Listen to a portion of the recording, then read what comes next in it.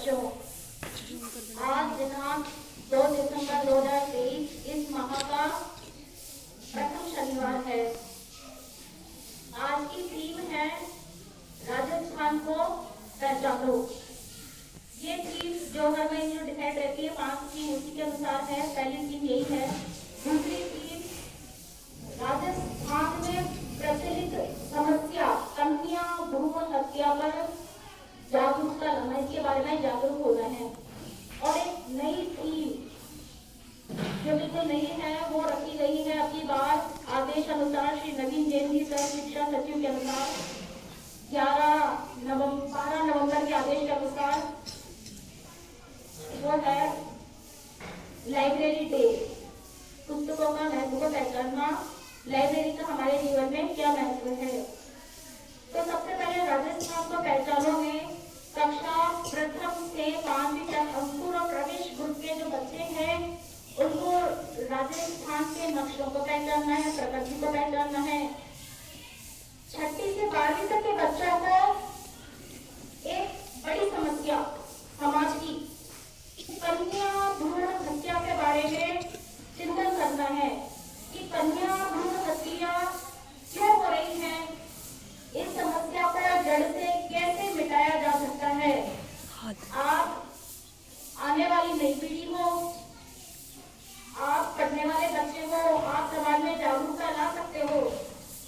ये सीखना होगा कि जैसे कानून में अधिकार लड़का और लड़की को बराबर मिल चुके हैं, संपत्ति का अधिकार जितना लड़के को है उतना लड़की को भी मिला है, तो उसी प्रकार अधिकार मिला है तो जिम्मेदारी भी तो मिली है। जिस घर में लड़कियां जन्म गई तो क्या वो अपने माँ बाप की सेवा नहीं कर सकती? अगर संपत्ति लेने की अधिकारिणी है वो, तो माता पिता की सेवा की भी, उनकी बुजुर्गावस्था में उनकी देखभाल की भी बराबर जिम्मेदार है जितना बेटा जिम्मेदार है। बेटा बहू जैसे सेवा करते हैं उसी प्रकार बेटी और दामाद की बराबर सेवा कर सकते हैं।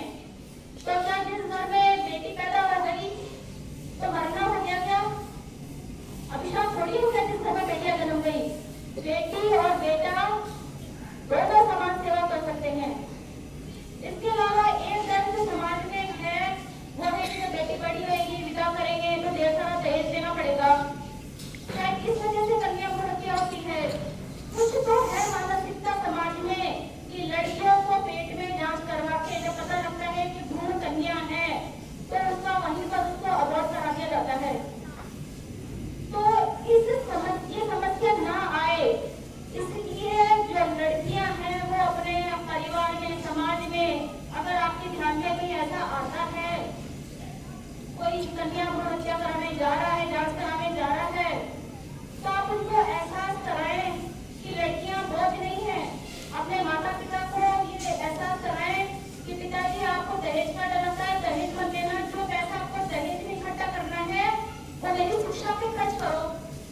मैं पढ़ूंगी लिखूंगी और मेरे सुइयों के बाद मुझे अपने आप ही मिलेगा। अगर कोई दहेज का लालची है तो मैं उससे नहीं करूंगी। दहेज मत देना, कहाँ खर्च करना पैसे को?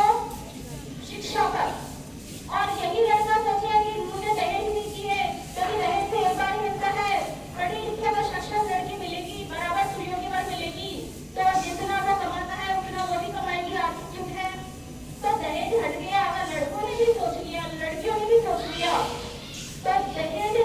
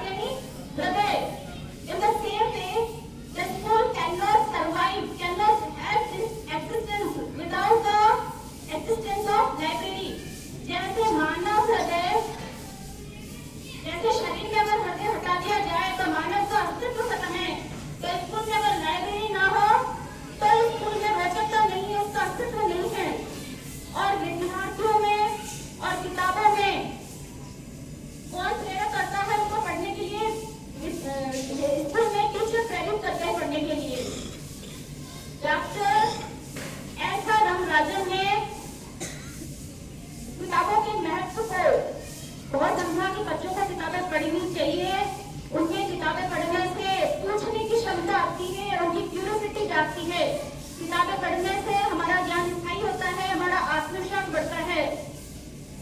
लाइब्रेरी में किताबें वही महत्व रखती है जैसे हमें एक डिक्शनरी है अंग्रेजी की और कोई शब्द नहीं आता तो हम उसको क्या करते हैं, शब्द को ढूंढते हैं। कभी भी टीचर ऐसा नहीं कहता कि जाए डिक्शनरी के पहले 20 पेज याद करिए ना, फिर अगले 20, ऐसा कभी नहीं कहते। डिक्शनरी कहाँ काम आती है कि जब हम पढ़ रहे हैं और कोई शब्द पे अटक गए तो उस शब्द को ढूंढने के लिए हम डिक्शनरी का यूज करते हैं। और डिक्शनरी में सारे वर्ड कैसे रहते हैं, सिस्टमैटिक। तो वैसे ही लाइब्रेरी में सारी बुक्स कहाँ कैसे अरेंज रहती है, सिस्टमैटिक। विज्ञान की किताबें एक तरफ, जीवनिया एक तरफ, साइंस, आर्ट, सारे विषय उनकी रोचकता के अनुसार अलग अलग कैटलॉग में विभाजित होते हैं। तो जब भी हमें जैसे गांधी जी के ऊपर जानना है, गांधी जी की जीवनी, उनकी मृत्यु, उनका संघर्ष, उनके आंदोलन, तो हम कहाँ ढूंढने जाएंगे, लाइब्रेरी में। लाइब्रेरी में किताबें ढूंढेंगे और अपने नॉलेज को प्लस करेंगे, मतलब अपने नॉलेज को इंक्रीज करेंगे।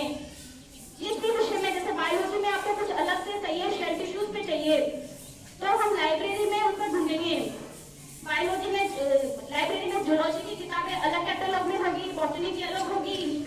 इसी तरीके से सारी किताबें कैसे रहती है, व्यवस्थित।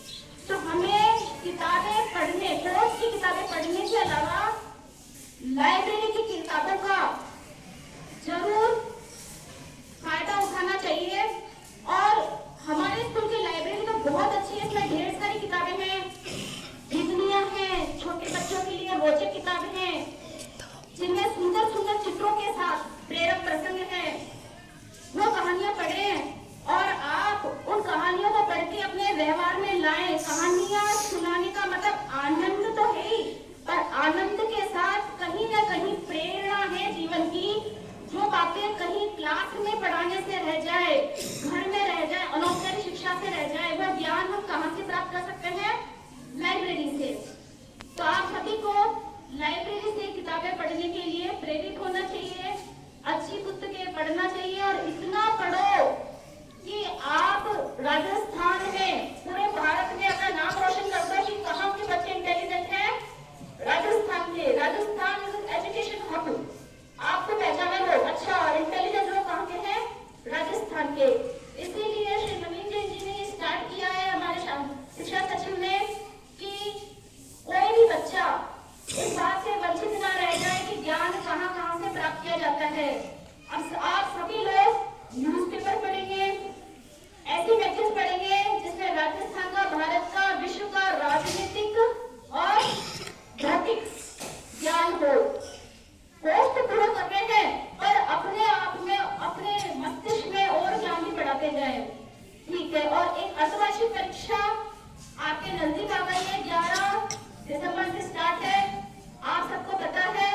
तो आप खूब जोर लगा के पढ़ो, जितनी भी ताकत है ना कहाँ लगा दो, पढ़ाई में लगा दो, खेलना नहीं है। आज तक खेलने वाला दिन है भी नहीं, कारण थीम क्या है, राजस्थान को पहचानो। तो आप लोग मन लगा के पढ़े और आप, ये पढ़ने का सबसे अच्छा मौसम है, ना तो सर्दी, बहुत सर्दी नहीं है, सर्दी तो जनवरी में आती है, जनवरी, ना गर्मी, पंखा कूलर भी नहीं चलाना पड़ रहा, लेकिन बेड पे बैठ के नहीं पढ़ना। क्या शर्त है, सबके घर में कुर्सी टेबल होगी एक एक, इतनी तो है कि आपको मिलेगी। तो आप बिस्तरों को छोड़ दें, रजाई में छोड़ दें। जैसे मिठाई कहती है ना, मिठाई के मन क्या करता है, खा लो, सामने गुलाब जामुन रखा है, खा लो, रसगुल्ला है, खा लो। कोई सुंदर चित्र है, फिल्म है, क्या अच्छा होती है, देखो, मनोरंजन करो। कोई बहुत अच्छा संगीत चल रहा है, छोड़ कर आप सब कुछ भूल जाओगे और आप संगीत में खो जाओगे। तो संगीत सुनना अच्छा लग रहा है, कोई खुशबू आ रही है, गुलाब का फूल आपको मिला है, देख रहे आप सुन रहे हैं, तो खुशबू सुनना अच्छा लग रहा है, देखना अच्छा लग रहा है। तो वैसे ही वो जब सारी चीजें आकर्षित कर रही है, तो बेड किस लिए आकर्षित करता है, सोजा, आज सोजा। तो आप बेड के बहकावे में ना आए, उसको छोड़ दें। ये थोड़े जो आराम है ना, जिस आराम के पीछे आप लगे हुए हैं, झुके उधर झुकेंगे तो नुकसान है, क्योंकि ये समय, this is time, is golden time, ये समय कभी लौट कर